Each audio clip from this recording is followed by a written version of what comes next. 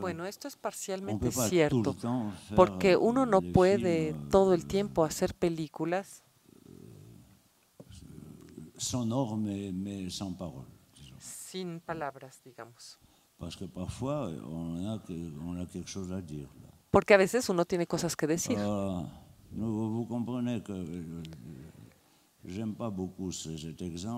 A mí no me gusta mucho este ejemplo, pero bueno, Charlie Chaplin pasó al cine sonoro y al cine hablado al final de su carrera.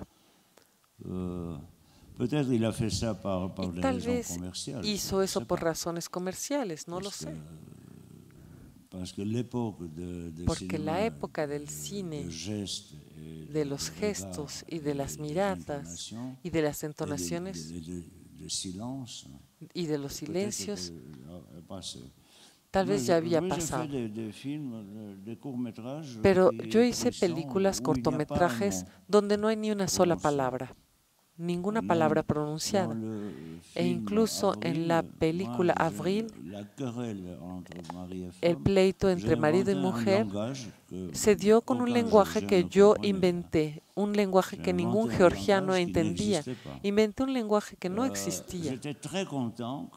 Y estaba muy contento cuando hice las películas en Megreli, una pequeña región de Georgia, donde la gente habla la lengua megreliana, que es absolutamente incomprensible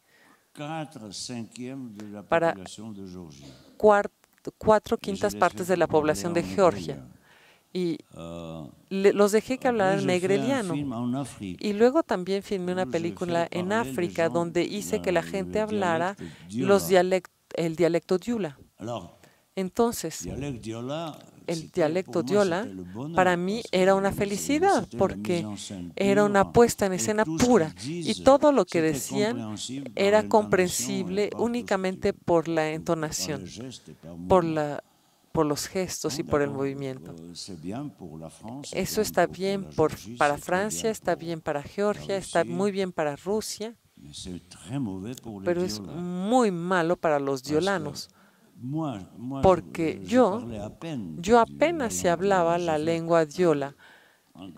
Yo hice un enorme pizarrón donde escribí fonéticamente las palabras en diola que nos servían a nosotros simplemente para trabajar.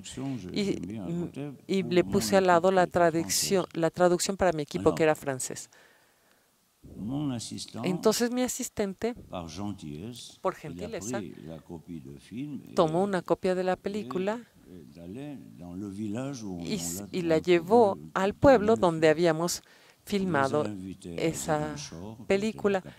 Nos invitaron a la capital de Casamancia y les mostró la película.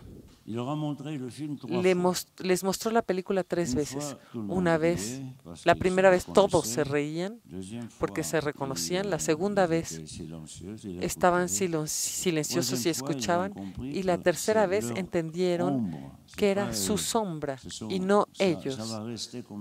Que eso se iba a quedar así cuando ya ni siquiera estuvieran en este mundo. Y todo lo que era dicho y pronunciado, ellos lo entendían perfectamente bien. Y eso era una lástima para mí. Yo quería que la película fuera hablada también para ellos en un lenguaje absolutamente incomprensible, para que ellos pudieran entender gracias a la puesta en escena.